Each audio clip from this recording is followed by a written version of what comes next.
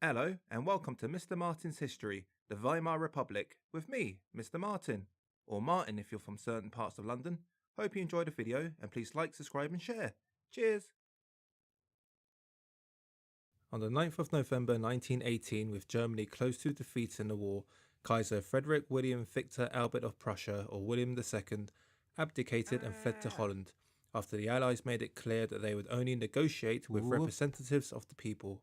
As a result, 6 moderate SPD members formed the Council of People's Representatives, who in February 1919 organised elections for a National Assembly.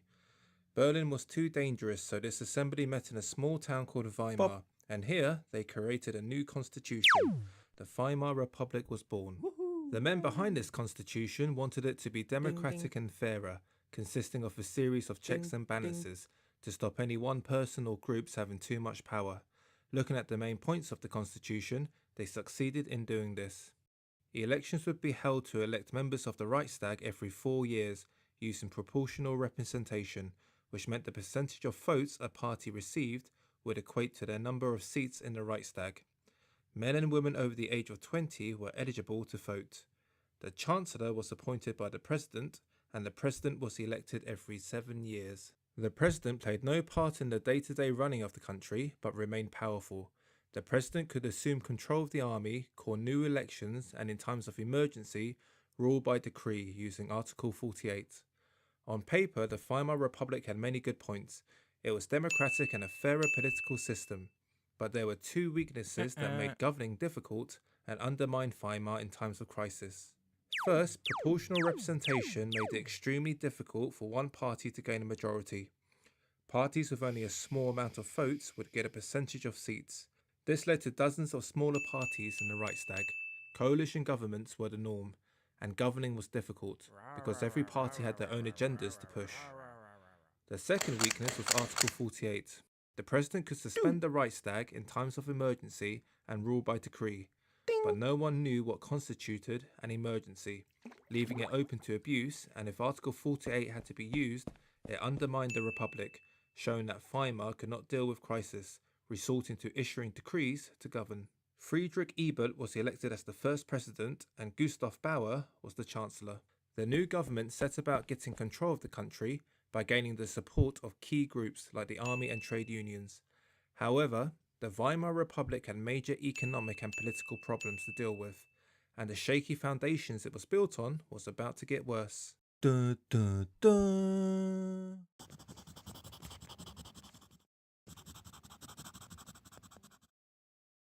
Negotiating peace with the Allies was one of the first jobs the Weimar Republic had to deal with, or so they thought.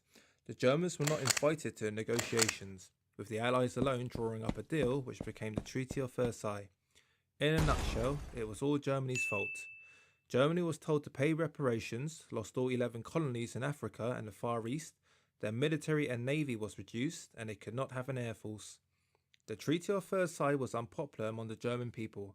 They believed they were being treated unfairly and harshly, as the German army was never defeated, and many believed the army was ready to fight on. The Treaty of Versailles became known as the Diktat, and any changes proposed was refused. The government was left with little choice. They signed the treaty and were branded the November criminals, accused of stabbing the army in the back. The Republic became even more unpopular, and critics would regularly use the signing of the treaty to attack Weimar until its end.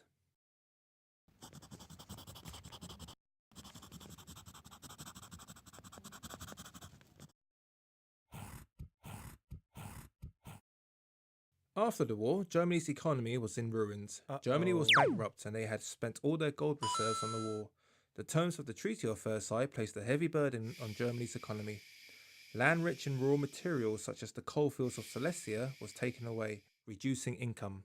Between 1919 and 1923, Germany's income was only a quarter of what it required, which caused the Germans to continuously default on their reparation payments. Eventually, the French had enough. They sent in troops to occupy the industrial area of the Ruhr, where 80% of German coal and iron was based, with the intention of taking payment in raw materials and other goods. The Germans responded with passive resistance, urging workers to strike. The effects of the occupation sent the German economy into turmoil. Many German factories were based in the Ruhr, and the German response to the French occupation increased unemployment. That sucks. The government had to look after both the jobless and the strikers, as well as those Germans removed from the area. With less people working, this meant less taxes and less income for the government. The occupation led to a shortage of goods and prices rose to match inflation. The government responded by printing more money, which only made the situation worse. As the price of goods continued to rise and the government just kept printing more money, hyperinflation set in. In 1919, a loaf of bread cost 1 mark. In 1922, a loaf cost 200 billion marks. The mark became worthless and foreign suppliers refused to accept it as payment. Virtually everyone in German society suffered, none more so than the middle class, the Weimar Republic's greatest supporters, who saw their savings, pensions and insurance policies become worthless.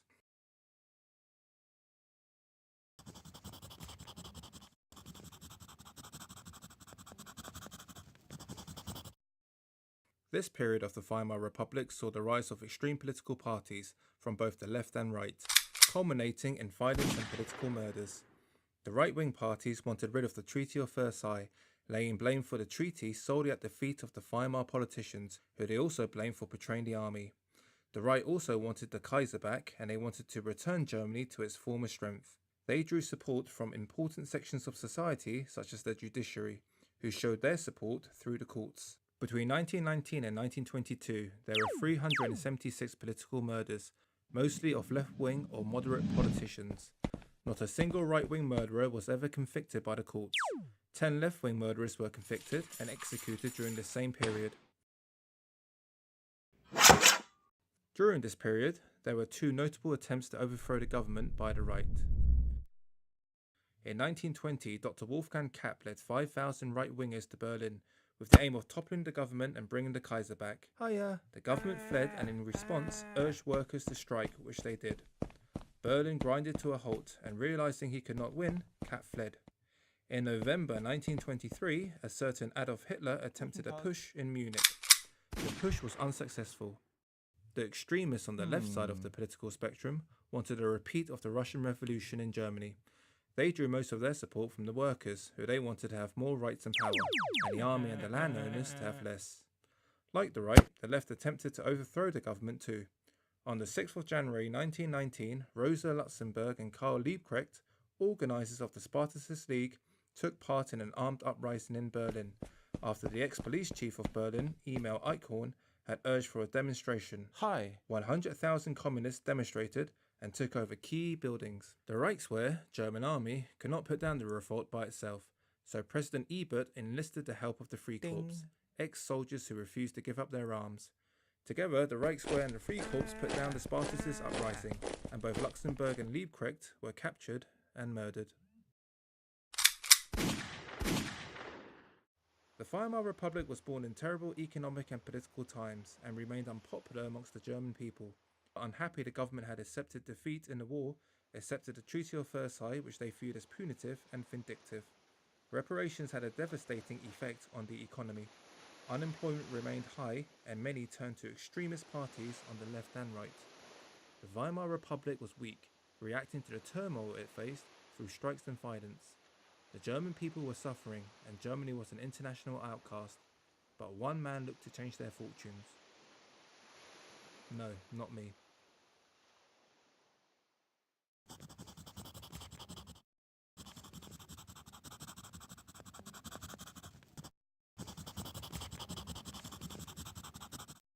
Gustav Stresemann was appointed Chancellor and Foreign Secretary in August 1923.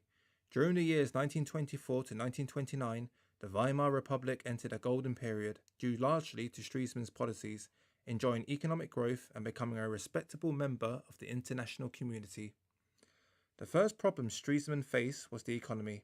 He tackled hyperinflation by introducing a new temporary currency called the Rentenmark. To raise confidence in this new currency, Stresemann promised land and industry as compensation in the event the Rentenmark failed. It worked. When the Reichsmark was introduced as the new permanent currency, confidence rose further. Arguably, the main thorn in Germany's attempt at economic stability was reparation payments. In April 1924, Stresemann negotiated the Dawes Plan, which made reparation payments affordable. The effect? Germany resumed payments and the French left the Ruhr. Under the Dawes Plan, American banks agreed to invest 800 million marks in German industry. The effect again was positive. More jobs were created, and in 1928, unemployment was at its lowest for 10 years. With the German economy seemingly in recovery, Stresemann shifted his focus to foreign policy, with the aim of rebuilding trust and relations within the international community by negotiating a series of pacts and alliances, starting with the Locarno Pact in 1925. Under the pact, Germany agreed to stay within their borders established under the Treaty of Versailles. Germany, France and Belgium agreed not to attack one another, with Britain and Italy acting as guarantors. In the event any one of the three attacked another, the others would come to their defence. The issue of Germany joining the League of Nations was discussed at Locarno, which finally happened in 1926. Germany became the 5th permanent member of the Council. And furthermore, in 1930, the Allies removed their troops from the Rhineland, as agreed at Locarno too. Stresemann continued to rebuild Germany's reputation into the later years of the 1920s. In 1928, Germany, along with 65 other countries, entered into the Kellogg-Briand Pact, where they all agreed not to use force for their own foreign policy aims. The Locarno Pact, Germany entering the League of Nations, the Allies agreeing to remove their troops from the Rhineland, and the Kellogg-Briand Pact all show Germany being treated as an equal, respectable member of the international community, not being dictated to as they were at Versailles. Stresemann's foreign policy success also had a positive effect on Germany's economy. Reparations, although made affordable under the Dawes Plan, was still a huge financial burden. In August 1929, Stresemann negotiated the Young Plan, which cut reparations further. Yay! At this point, Germany looked stable and strong, due in large part to Stresemann's foreign and economic policies. But in October 1929, the Weimar Republic was dealt 2 major blows.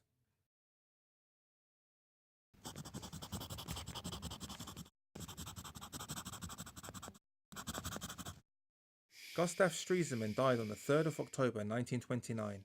Then, in late October, the New York Stock Exchange, Wall Street, crashed. Investors lost $4.6 billion. America recalled their loans. German companies who relied on these loans had to downsize or close. German industrial output and the demand for goods fell. Unemployment rose and people lost their savings, companies and homes. The devastating economic impact again highlighted the political flaws ingrained in the Weimar Republic. Chancellor Brüning proposed raising taxes to pay unemployment benefits and to reduce unemployment pay so the government could afford to pay them. But both the right and left-wing parties refused Brüning's proposals. The right was against higher taxes and the left was against cutting benefits. Surprise, surprise. The government collapsed and Brüning was left to govern by decree. 44 decrees were issued in 1931 and 66 in 1932. The Weimar Republic looked weak and people once again lost confidence. Germany's economy continued to worsen. German industry and banking collapsed. The unemployed roamed the streets and some joined private armies of political parties. Violent clashes became common and voters once again turned to the extreme.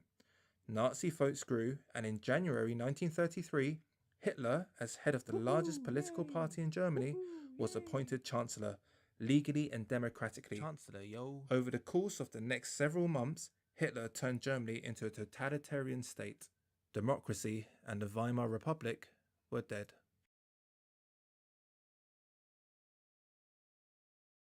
Thanks again for watching. Hope you enjoyed it and found it useful. Please like, subscribe and share.